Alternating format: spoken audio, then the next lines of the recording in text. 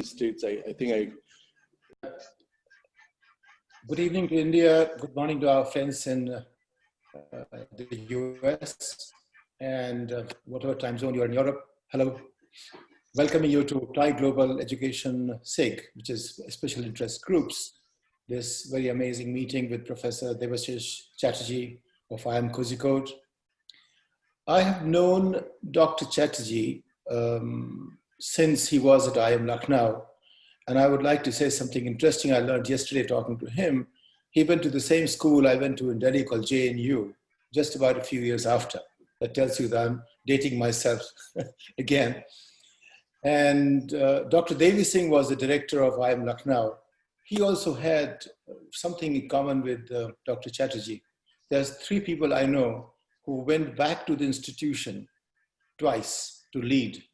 And Dr. Devi Singh, Dr. Pritam Singh, good friend of mine, he's no more, and Debashis. They have gone to the same institution twice. I used to find it's hard to be loved once, but he gets called in by unanimous votes of boards to come back to the institution he left. Debashis is unique in many ways. He is a physician, if you don't know, who went to study English literature in JNU and then went to study management, and he became the artist of management. I look at this way, we all go to do MA in subject. He became master of the subject every time he touched something. And from Lucknow, he came to Harvard as well. And that's when we met last. It's been quite a while, actually. So I was very happy when Sriram, in fact, suggested Professor Chatterjee's name. I said that would be an amazing experience, because when I went to Lucknow, when Devi Singh was the director, he told me, I want you to meet one person. And he gave me one person, Debashis Chatterjee's name. And the only person I remember from IIM Lucknow, I said, Dr. Devi Singh, is Debashis. So Debashis, glad to have you here. And now my role is to introduce TIE. TIE is an institution I've been part of almost 25 years, not exactly, because some people joined before I did. And I've seen it grow as a community which keeps us together. It's not about what you get from it, what you give to it. And it keeps growing. And today we have 60 plus chapters, 14 countries, 3,000 charter members. And charter members are generally very successful people in business, in executive roles, in understanding how business moves the world. And some people who are thinking, professors and leaders in their own space, they get invited to be charter members at various chapters that we have.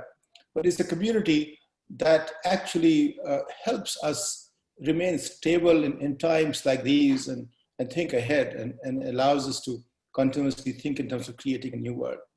Satya is an example of one of those who, in fact, should be a poster boys of what TIE aspires to engage with.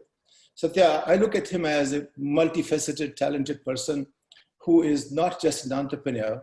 He is an amazing executive. He is more than that. What I like more about him, since I began my roots as an editor of newspaper, he is a poet. He is an Urdu poet, and not just Urdu, he looks at from Sanskrit to Urdu. That's extraordinary. So I think we have a bunch of very extraordinary people here. Professor Chatterjee, he's a sui generis in my opinion, and Satya, you too.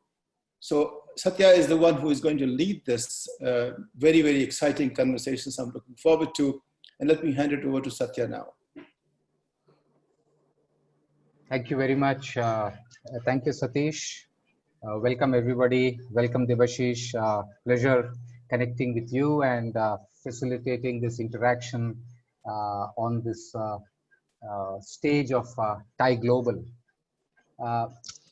Debashis, the theme that has been given to us is about higher education and the future of it. And one thing that makes this conversation very fascinating for me is that you have connected higher education with leadership almost in the same breath at all times that I have known you or we have interacted with. And the third dimension is, and that's where I would want to start before coming back and covering the macro part of higher education. I want to start with one very interesting and a favorite area of yours, which is the leadership lessons from the Gita. Okay, and if you're ready, I would pause for a moment for you to be able to say hi to everyone and then fire the first question to you. Debashis. Okay, hi everybody, and it's a tough question coming, I know, but nevertheless, go ahead. Good to see you guys. Yeah, yeah.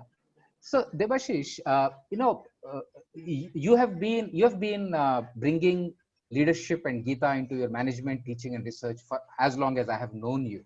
So I would want to start by asking you a question. Gita is called the Moksha Shastra, a manual for liberation. Okay, that's a great, broadest definition that I can think of. Whereas the management education, it sounds a little bit more mundane, and almost we have reduced it, or we look at it from the prism of making money or wealth. How would you kind of how do you connect these two in the same breath? Well, interesting question. So you have to decode both the Gita and the art of making money from the fundamental principles. I don't think making money would be the aspiration of anybody sitting here on behalf of TAI. It's the romance of wealth creation, not making or counting. That's what entrepreneurship is all about. But if you look at Gita or any other text that has the kind of depth and scrutiny of thousands of years of people, not just reading it, living it. Before I wrote this book called Timeless Leadership, I met 200 people, CEOs, monks, people who have never read the Gita, complete agnostics. And I had reason to believe that Moksha Shastra doesn't mean that it liberates you from the prison of this body alone. It also means that it liberates you from tags, titles, labels that people suffer in corporations. People suffer in, you see, we have self-created prisons of our own making, where we are both the prisoner as well as the prison guards. And so how do you solve a problem of somebody who willingly imprisons himself or herself? And Gita tells you a way out. And there are two aspects of the Gita that I want to talk about. See, I had spent quite some time in Minnesota in a place called Center for Christian Social Thought, learning about Christianity. I learned about the Quran from a friend of mine from Egypt. And I looked at the Gita from the perspective of practitioners. See, that's what made the perspective and the writing so unique. So there's a classic statement that most people reading the Gita often quote, and it is chapter 2, verse 47, if I remember correctly. It says, Karmarne vadikaraste ma phalesu kadachana. And loosely, it is translated by generations of our elders as, you have the right to the work, but don't hanker for the fruits of your work. Okay. Now, don't desire fruits of your work. And I told myself, is there any work that I can do without desiring the fruit? It's stupid thinking to imagine that I would not desire the results of what I'm doing. And so I lend myself to scrutinizing this very, very important verse. So I realized that desiring is a human privilege. A dog cannot desire, or a buffalo cannot desire as much as I can. So if it's endowed to me as a gift, I must recognize that desiring is a very powerful mechanism through which we achieve anything in the world. And to cut desire at its root is to essentially extinguish life at its roots. So what is the sutra telling me? It is telling me that, desiring is a perfectly legitimate aspiration. You should do your work, also desire the fruits of your work. However, and this is the caveat of the Gita, that however, when the fruits come, you have to realize there's a non-linear connection between your effort and the results. Because effort is on your part, the results are contextual, right? So I go to catch a bus, a classic example from one of my teachers, great teachers of the Gita. He says, I go to catch a bus and the bus comes on time and I catch the bus on time. So my desire and the results meet. And then second scenario, I go to catch a bus and the bus just goes past my nose. So between my desire and the results are less than what I desired. And then I go to catch a bus, the bus goes past me, but a friend of mine gives me a sort of ride on his new car, and I reach the office earlier than scheduled. So my results more than my desire. And the fourth option is I go to catch a bus and I'm run over by another one. And totally unexpected. There's no correlation between desire and results. Now, the Gita is saying that all these four scenarios will pan out in terms of relationship between effort and results. If you're mentally equipped to deal with all four scenarios, you are called as sthita pragya. Yeah. Sthita Pragya is the evolved state of a businessman, an entrepreneur, a monk, a monkey, Yeah. whatever you call Yeah. it, a manager, Yeah. who is able to deal with reality much Right. more effectively and efficiently. So Gita's, and then there's this chapter 254th verse. Arjuna is saying that, so who is this Sthita Pragya? How does he look like? How does he walk? And Krishna's response to this is very simple. He says, Sthita Pragya is not something otherworldly. It's you. Now, I have come to recognize, after having read the Gita, and I'll finish it in the next 2 minutes, that every human being has 4 faculties: your reason, rationality; your emotional resilience, emotional response to reality; your willpower; and your ingenuity. These are the 4 dimensions of the human personality. And the Gita says if any of these 4 are out of sync with each other, you're going to have trouble. And so the fundamental solution of the Gita is not go and find solutions out there. The anchors for your solution, the more volatile the world gets, the more vicious it gets, the more unpredictable it gets, the deeper has to be your anchor. And those anchors that connect all these 4 elements of the human personality, your reason, your emotion, your will, and your ingenuity, in the fundamental depth of who you are, which is Siddha Pragya, is, I think, the fundamental lesson of the Gita. So if you're established in the invincibility of being a Siddha Pragya, then you can take any results that come your way and move on without getting boxed in by the world. That's what my take on the Gita is. I hope it's a good way to warm up. I hope. Yeah, thank you so much. Thank you, Debashis. Great start at the deep end of the pool. Okay, that's a nice one. Go ahead. Yeah. Go ahead. So, Debashis, you now I'm wanting to kind of just jump a little bit to cover the application of these broad thought-leading perspectives that you always had to the macro of education. And I would I would love all of us to hear your thoughts on. So how do you see the future of both management education and higher education evolving to be able to integrate a whole lot of these new synthesis of thoughts? It's just not either Eastern or Western, only technology or only art. But just kind of suspend all that I'm saying, and I would just want to hear your clean thoughts on how do you see management education and higher education evolving over the next decade or 2? Broad brushes. You see, fundamentally, any form of education, higher, lower, mid, intermediary, the core of education is to liberate the learner. If you look at what education means to a middle-class Indian talent going out and making a mark in the world, it liberates potential of that human being. Knowledge is the key, and education is the means to get that key. So if you look at the changes that are already happening, if you look at higher education, let's take the context of higher education. There are 4 functions of higher education, universities, IIMs. 1 is creation of knowledge, 2 is dissemination of that knowledge, 3 is accreditation, and 4 is monetization. Now, at each of these intersections, there is a value proposition. Now, you have to decide what kind of institution you want to be. You have to look at that extraordinary synthesis of the 4. There's nothing else beyond the 4. But the creation part is the most difficult part. So if you look at leadership of higher education, it means that can I see the culture of creating knowledge? And you see today, knowledge of tomorrow in the next 10 years will come from the intersection of silos, biotechnology, sports medicine, conscious capitalism, and you name it. If you look at the culture of creating this knowledge across our education policy says we want multi-disciplinary orientation to education. I have a better word for it. I would call it transdisciplinary, which means a guy getting a Nobel Prize in physics should also be capable of getting a Nobel Prize in chemistry, because he's actually liberating knowledge from silos to knowledge that is existential, that helps us evolve.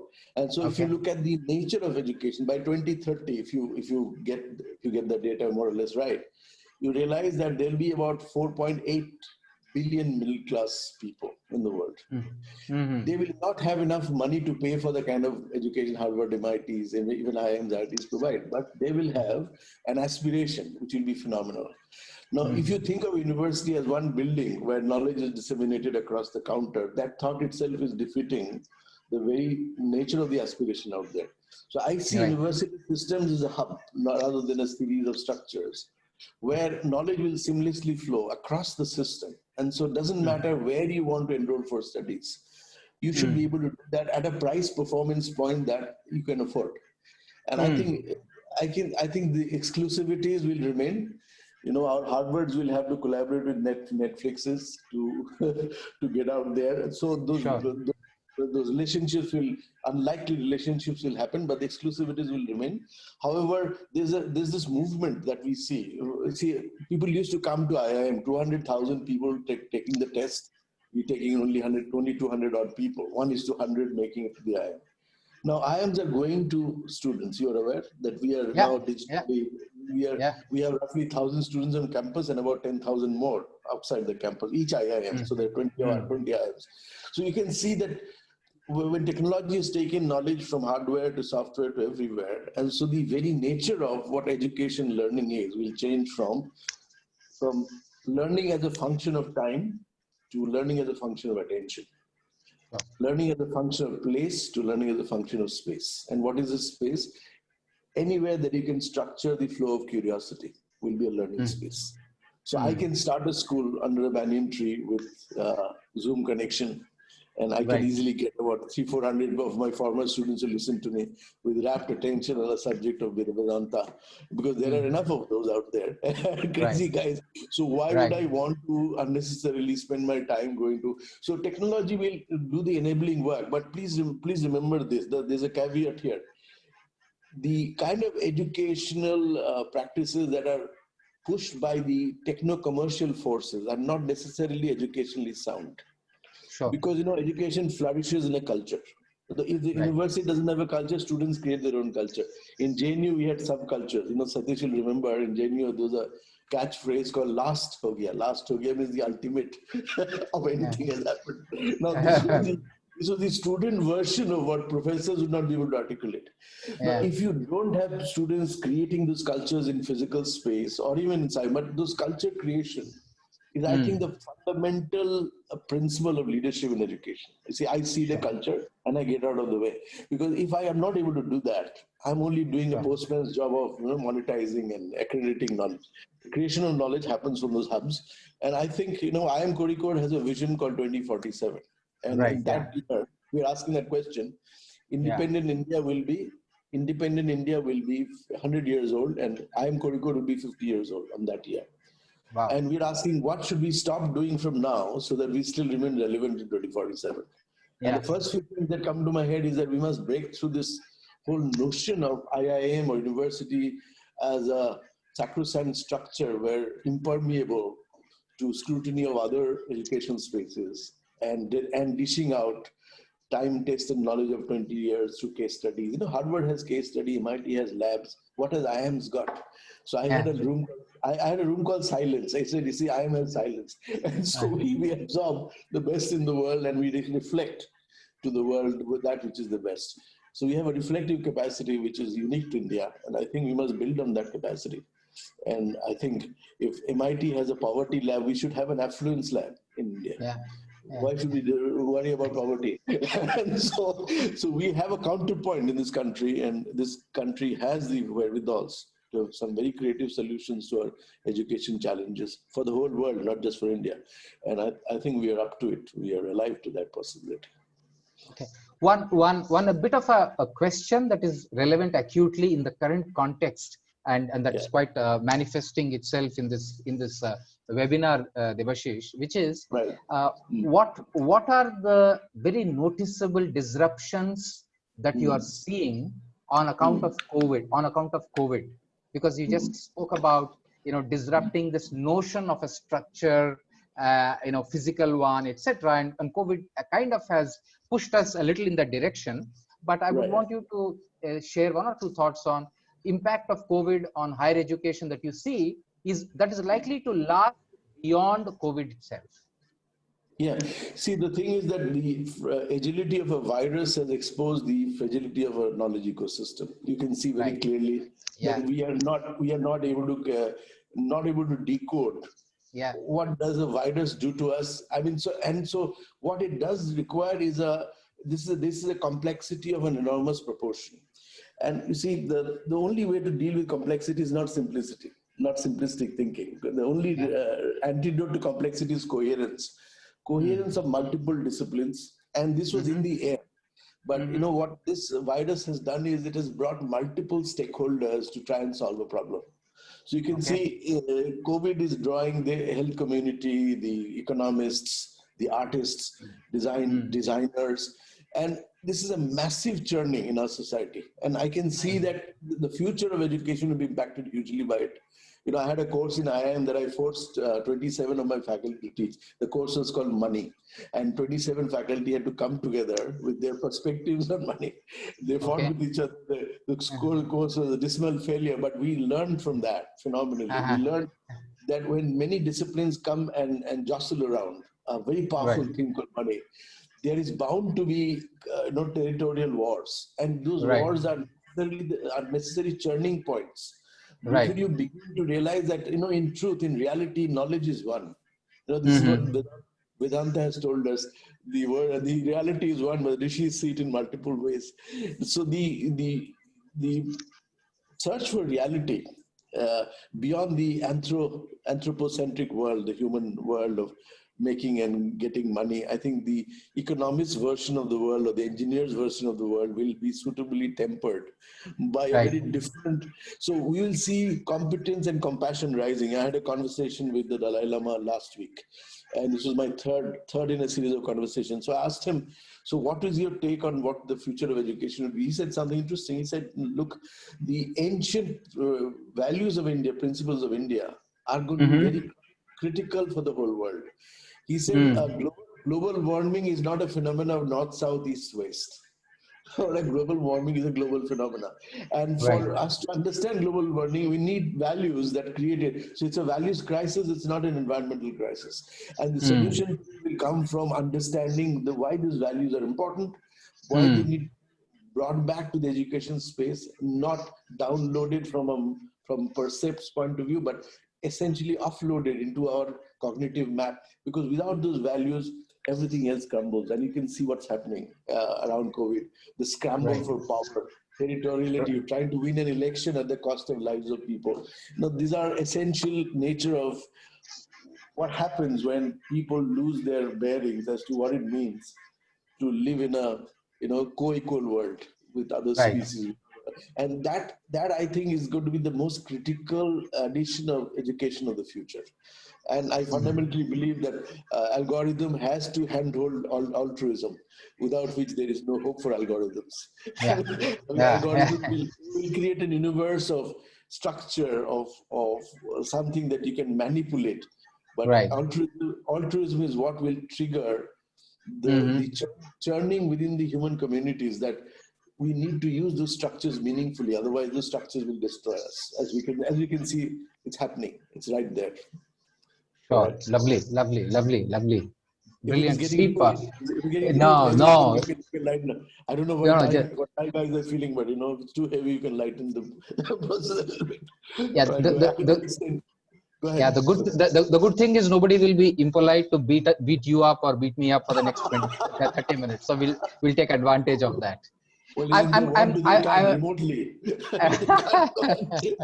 Go ahead. now, now, Debashis, Hmm. if you know the richness of having grown through this higher education system for you is enormous, and I would want to acknowledge that. You spent almost 30 years, and forgive me if you think I'm putting you in a spot, but I'm going to ask you a very important question in all earnestness, okay, which Sure. is, if magically you were to become the minister for HRD, okay, or the mentor for higher education in India, okay, and I would want you to answer this in all earnestness, Debashis. This is not a rhetorical question or a joke. Sure. With all these potential to be unlocked ahead of us as something that is waiting for somebody to happen. And with the challenges that you would have seen hands-on, and frustration at times could be a very mild word that to the extent that I'm aware of. But how do you bring all of this to deploy your wisdom and do two interventions? I want you to be very specific to the extent possible. What two interventions you would do to unleash the potential of Indian higher education? See, the first and foremost intervention I will have is restore the leadership of the educational institutions to educationists. You know, I can be a politician and make a politically sound decision which is educationally completely disastrous. Sure. Because what politicians do, they maximize votes, and you have to give them that right to do so. What an economist does, maximize profit, or a businessman maximizes profit. What a student does is maximize votes. What a teacher does, maximize learning. So if you want to maximize, or you want to optimize, or you want to add value to learning, you have to bring an education guy. Our first second president, Radhakrishnan, was born on September 5, Teachers' Day. I was listening to his speech 50 years back. The extraordinary clarity the man has, and he understands that, see, education is something that you don't get necessarily in a school or a college or university. It is the way you evolve as a human being. And I personally feel that if one intervention, which is to bring an educationist at the helm of affairs, this used to be the principle that somebody has, then the decisions this person will take will be consistent with the rationale of the existence of an institution of higher education. That will be one intervention. The second thing that if I look at it is I will try and think of creativity as a way of life in the school system. There is a lot of things around what you call art integration in science classes and all of that, which is I think a very cosmetic way of looking at what is missing in the education space in India, which is there is no premium for creativity, right? So how do I design those, in our design principles, we should have elements of creativity built in. So if a teacher is going to speak for 30 minutes in a 45 minutes class, I would ask the teacher to speak for no more than, let's say, 1/3 of that, 10 minutes. I still remember this is Harvard guy who was teaching a biology class of 1,000 students. He said 2.5 minutes lecture, and this has to be 1,000 students. So in a group of 2, the students will have to sort of relay to each other what they heard in that lecture. And then in a minute, they have to summarize what they learned from each other. And fundamentally, it was enabling the entire class to create that knowledge, co-create that knowledge and so who said you can't hold a class with 1,000 students? That was my revelation. So I said, is it possible to look at creativity is not about writing poetry. For most people think creativity is in a pecking order is fine arts and all that nonsense. That thinking go. Creativity, I hear business people are calling Hollywood and Bollywood as creative industries. I said, what do you mean? I mean, every industry is creative. You can't think of Hollywood as creative industry and creating muffins as non-creative. I know there's creativity. The only problem is when the education system does not give value to a creative effort of a student or a child. At the outset, his creativity skills nullified. So the fundamental shift that should happen from a colonial education that made us rote learners, and we were sort of, JNU was the first place I discovered that there was a creative way of being and living and thinking.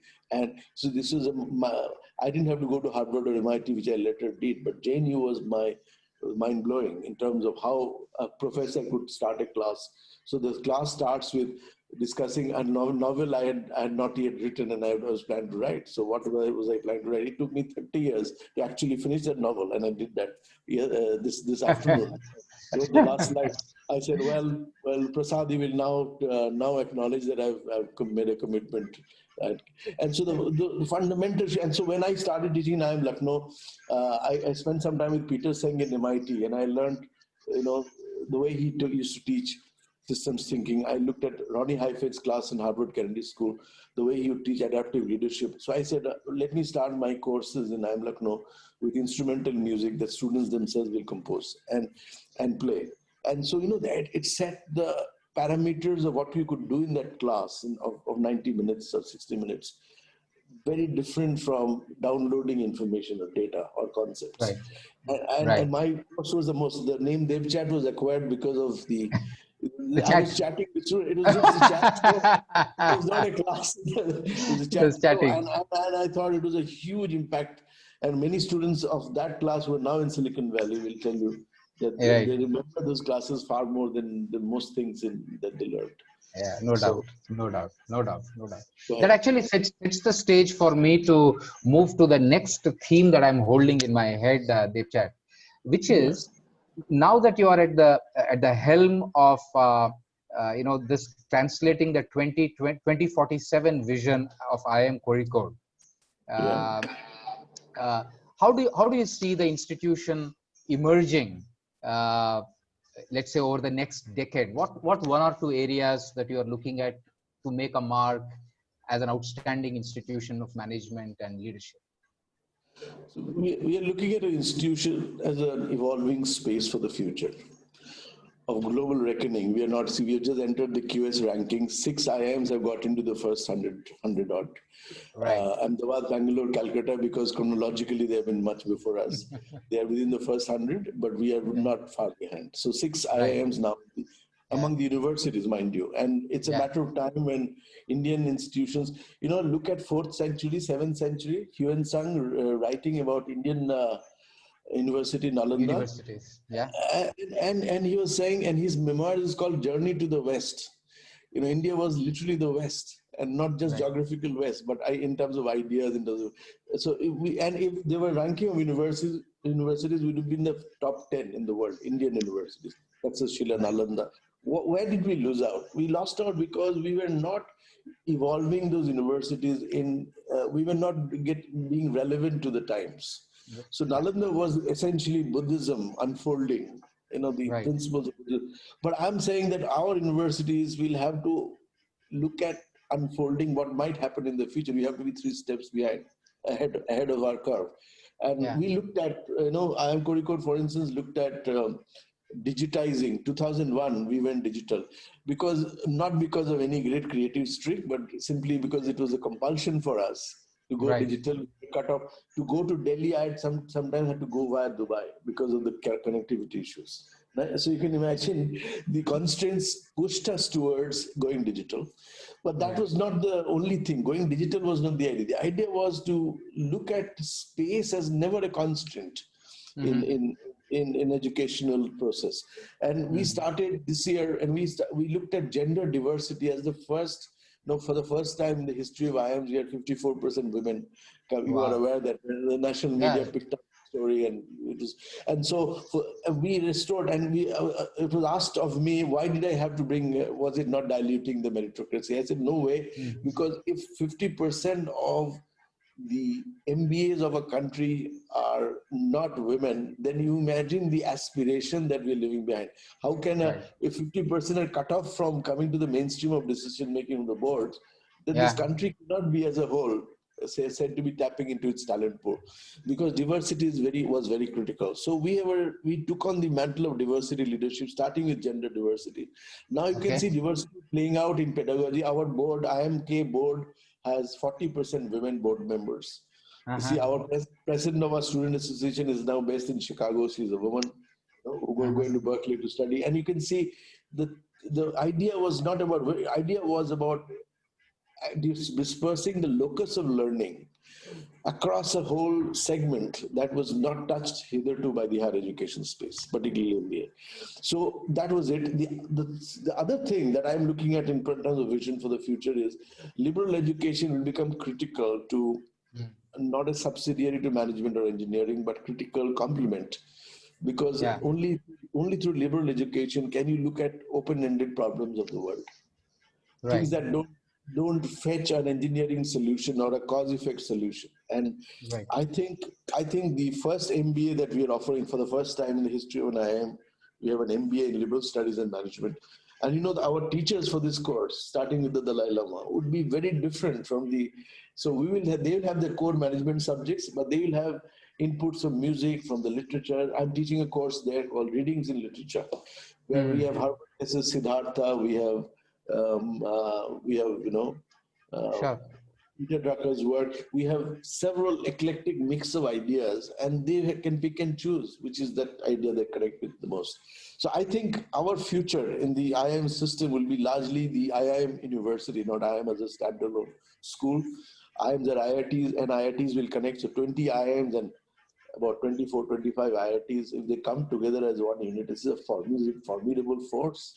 And, Yeah. and we would have to operate as a brand. And I think there's no greater brand if this collective is taken together in the whole world, if you just bring this units together. Mind you, Yale University started with an Indian donation from Chennai. Carpet maker paid some money and Yale got its first boost lease of life. So the culture of giving to institutions will have to be brought back again. Corporates will have to come and say, hey, I've made a little money and our best hope is to invest in India. If Ratan Tata can go and build a hall in Harvard, well, he should know where his money is going. He's a wise man. But part of that can come to the IIM system, IIM brand, and I'm sure corporates will now turn to education. And you see, the beauty of Nalanda was the king gave money and got out of it.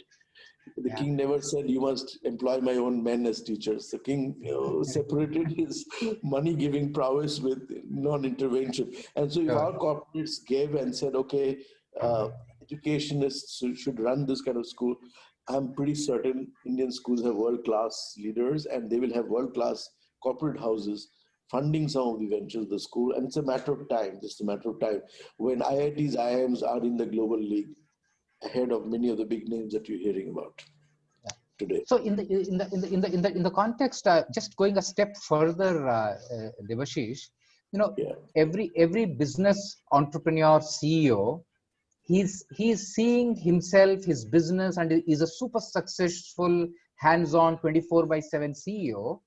He's seeing his own businesses, business models, etc., disrupted by these young, absolutely mad youngsters from very modest backgrounds and all that stuff that we are seeing all the time as business guys. Okay. Yes. My question to you is, are you seeing business schools especially, but you're welcome to talk on behalf of the higher education in India especially, are you seeing business schools and technology schools bracing up for these changes in their curriculum to accommodate for this kind of a preparedness for the real world? Love to hear from you. Yeah, you have to understand, unlike the industry, business as usual doesn't work anymore, but business schools as usual also doesn't work anymore. But the rate of change in industry will be different from rate of change in business schools. We are not guided by the Sensex. I'm not reporting quarterly for my profit. So you have to understand the two trajectories of change. Right. Of course, our courses are going to change. Of course, our pedagogy is going to shift. But we would do things in a way that is in tandem with how educationists think about change. Because this is a conservative bunch of people. They're not willing to change quickly as industry models would change. However, these changes will be forced upon some, and some will create those changes. A great school is not always driven by the market. They drive the market as well. Yeah, so what is true? If Rahul Bajaj or Ratan Tata tells me to do something in a particular way because industry is doing it, I will ask him a counter question. I mean, why should you do it this way? Why not the way I think it should be done? So the academic institution should be able to give that leadership to the. This is what the rishis did for the rajas, right? Right. What is rishi? Rishi is the reflective capacity. Raja is the dynamism. So a Rajarshi was the model, was the leadership model. So Raja was the executive who knew how to get things done. Rishi had the ability to reflect and give direction. And so without a Krishna, there is no Arjun. Without a Chanakya, there is no Chandragupta. Without an Aristotle, there is no Alexander. So you have to understand that the fundamental shift that has to happen.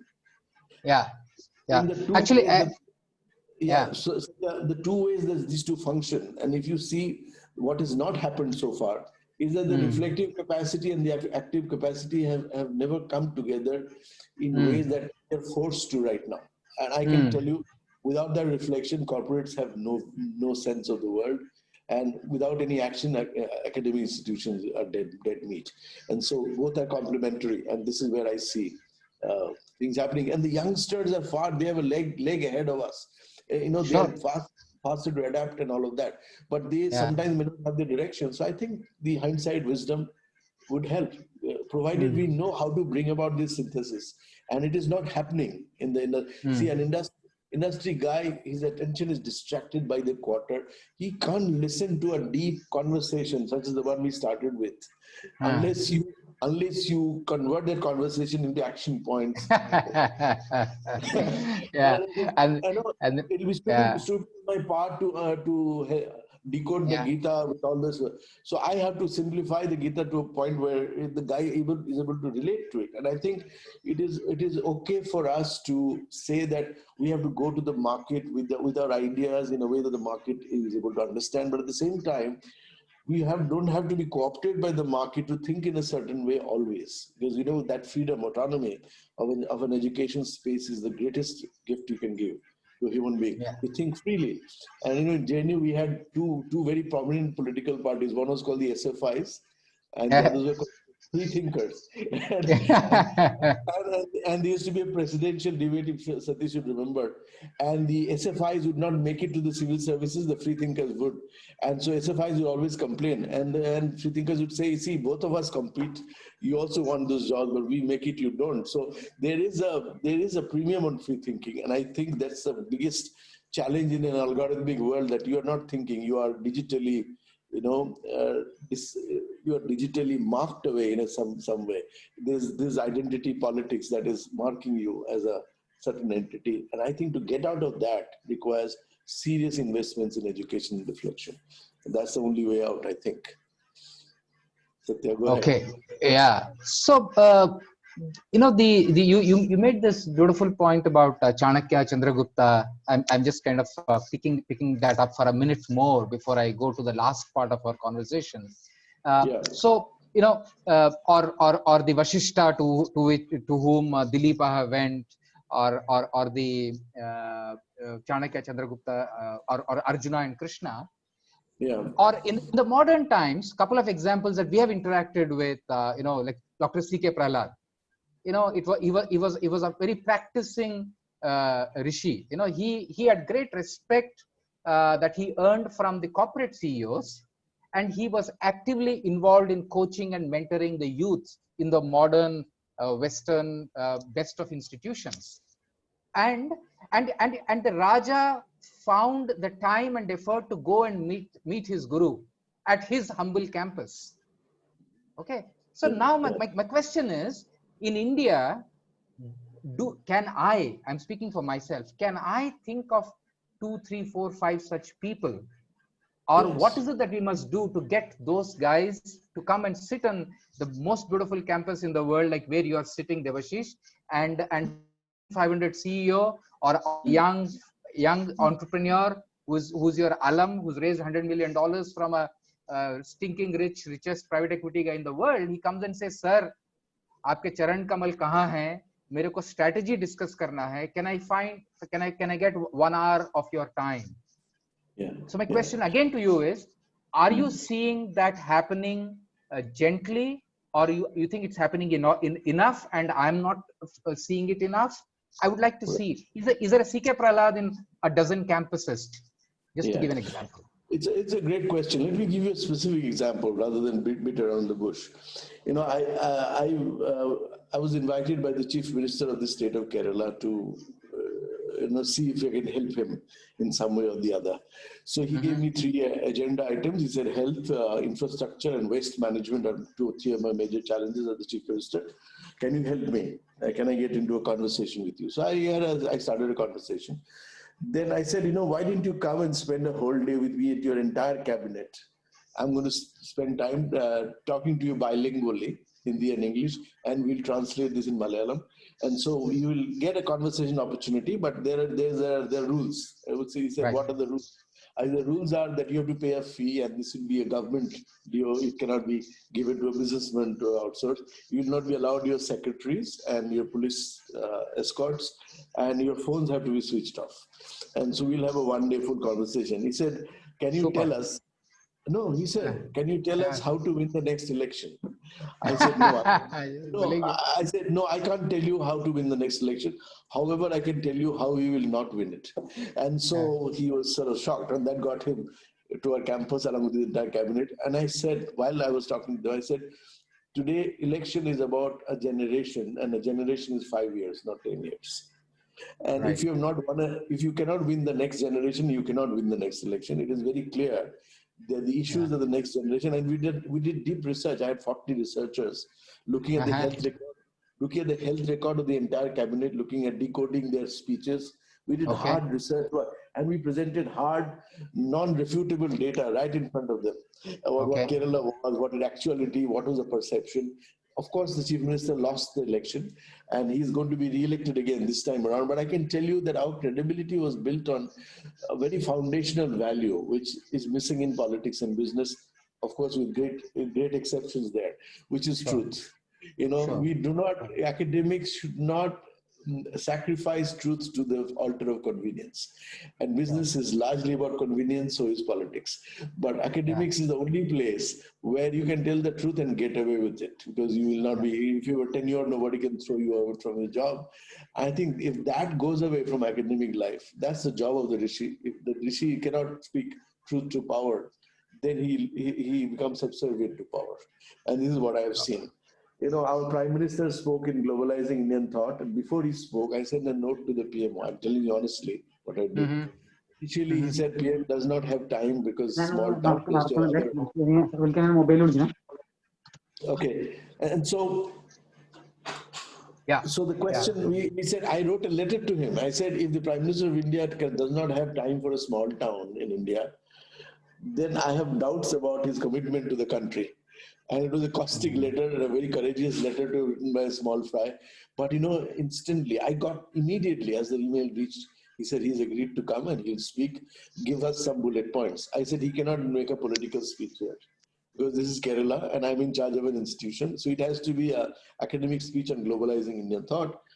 So his IT person, the person who helps him with the IT, he said, you leave that to the Prime Minister's wisdom. You cannot tell him what he should speak. I said, no, I cannot tell him, but I can suggest to him what he should not, because this is a very different space. Yeah. And Yeah. trust me, his speech of 20 minutes is recorded. You can see it.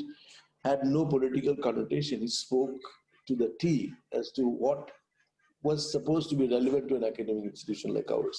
Now you can talk like that, provided Sure. you have no agenda behind Sure. beyond Sure. your, you Sure. know, and The core sometimes it does purpose. not work. It may not work. It may not Yeah. work. But Yeah. but I believe that's the only thing that works in a world where truth is at a premium, and you have to live for it. Otherwise, there's no point being in an academic life. Sure. That's Sure. Sure. Sure. yeah. Sure. Go ahead.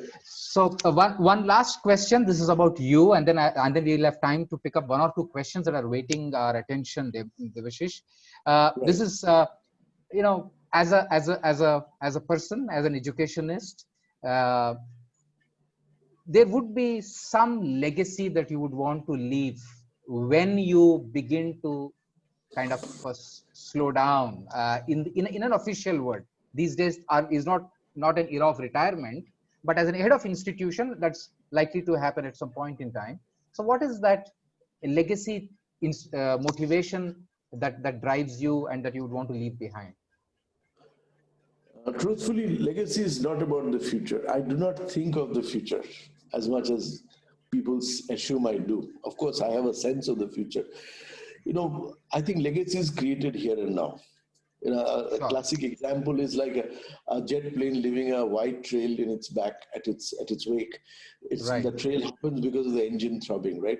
So legacy is to have a passionate and compassionate heart at work while you are going to work every day. Right. Yeah. And you see, first thing I did during my second term as director, I removed my own nameplate from under the word director, because I thought it is the name is going to be a problem, because you know, people, when they say farewell at the end of 5 years, they say, we'll miss you, there was no one like you, and then in the same breath when the new person comes in, they will say, well, the guy was a megalomaniac, egocentric. He thought he was doing it. They were doing it all. And then I'll spare you that agony of having to say a farewell speech, which doesn't mean anything.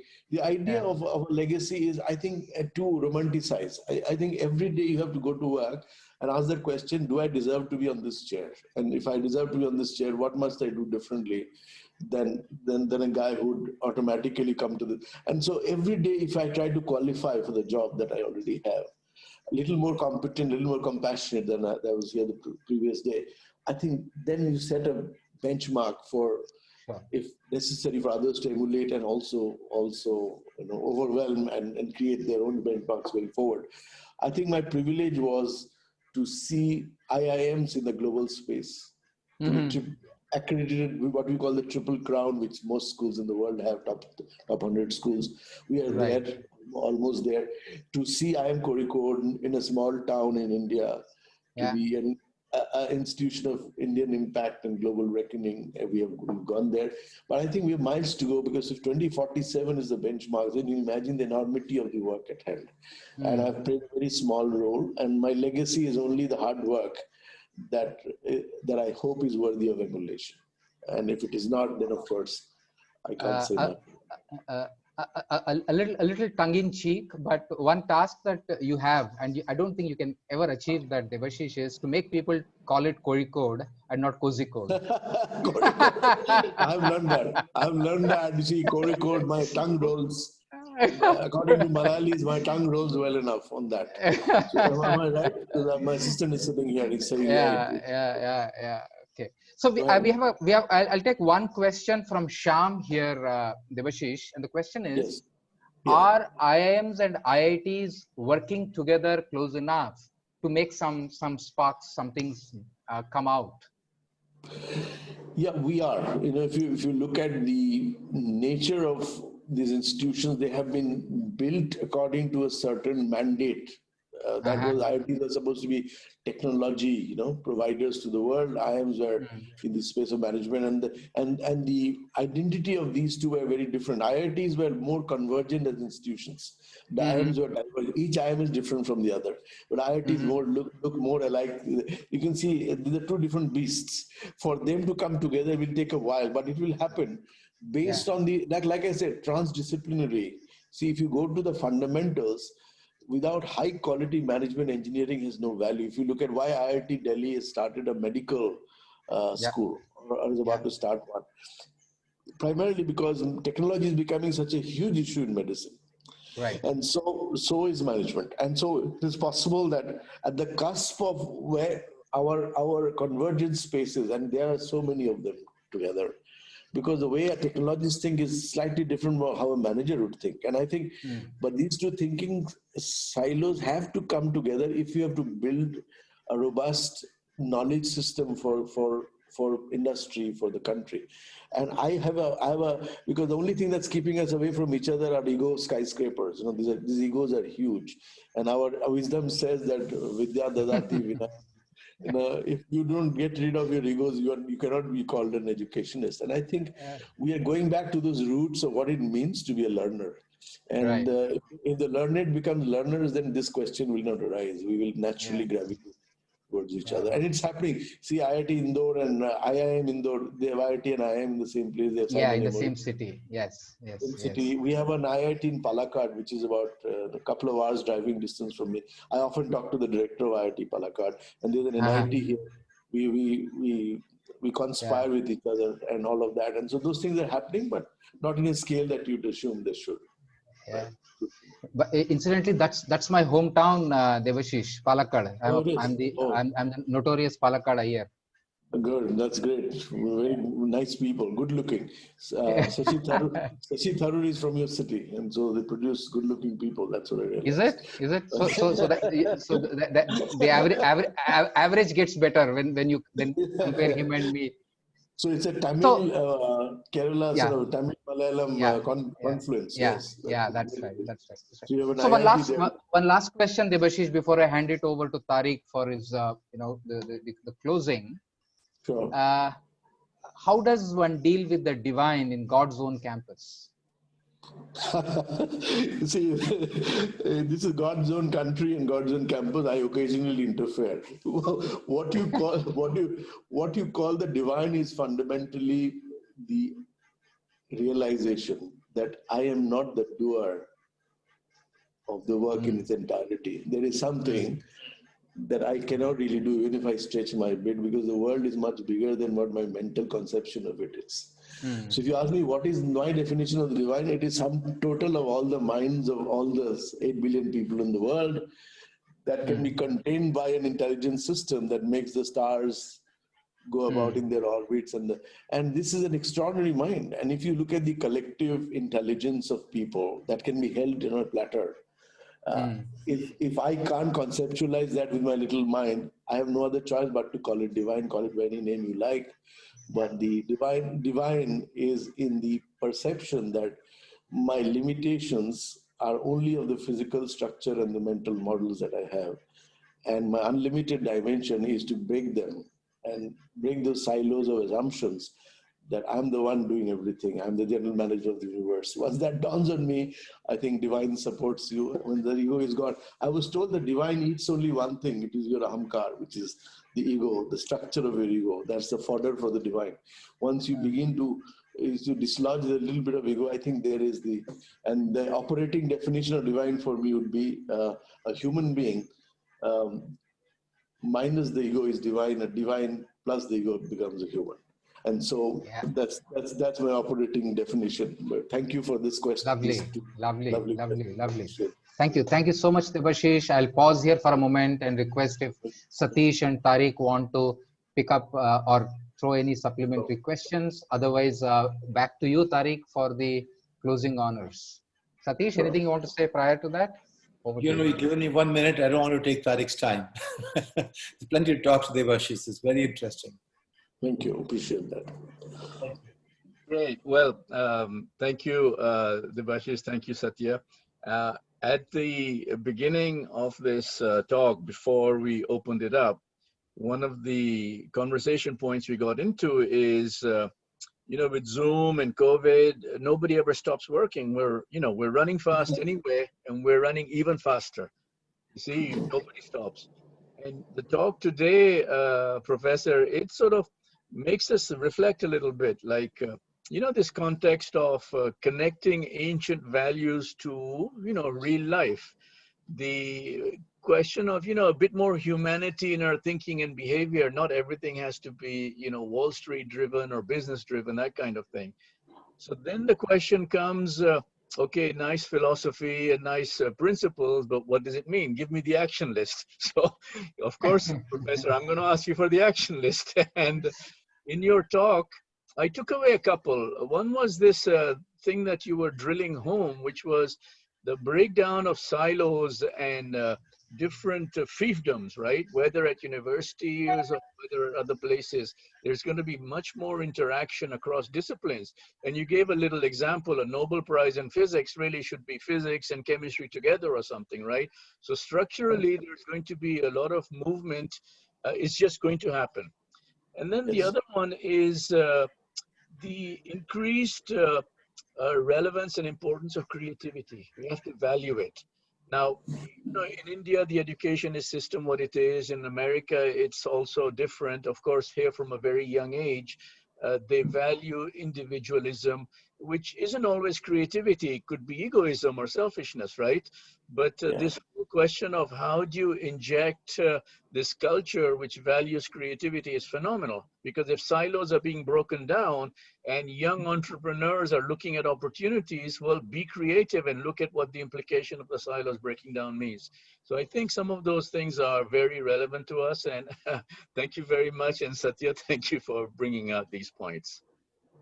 So with that said, just moving forward, as the audience and everyone knows, we run these on a 2-weekly cycle. And for the 8th of October, we have 2 very strong businessmen, corporate people. They've been with Tata and many, many other companies across different parts of the world. R. Gopalakrishnan and R. Narayanan. And the general theme is what can the startup world learn from the corporate world, and the vice versa? What can the corporate world learn from startups? So that will be a very interesting topic, and our own Dr. Shriram Iyer will be running that. For date 24, I had a meeting with Satish, Paul, and a bunch of us on the committee, and we're looking for names. I think we might go back to trying to find somebody who is an investor who's been investing in the education space. I know we had that back in July, and constantly to see where the money interest is going, what kind of ideas are capturing attention. So that's the program. Then, of course, November, December, we'll have more. Just generally, a comment to our illustrious attendees and group members. We have very, very talented people. We have about 150 people in our group. And what I'm noticing is that in this WhatsApp platform, there's a lot of engagement and activity going on. People putting out their own educational series, people join them, other people engaging. So that's very, very nice. And I hope that will continue in a big way. So I'll stop there. Thank you very much to all our organizers and everybody. And I hope people enjoyed the session. Much. Thanks, Debchat. Thanks, Tariq. Thanks, Satish. Thank you. Thank you, everybody. Satya. Thank you, Satish. Bye. Bye. Bye. Thank you. Closing the call. Thank you. Thank you, Moini. Bye. Bye-bye.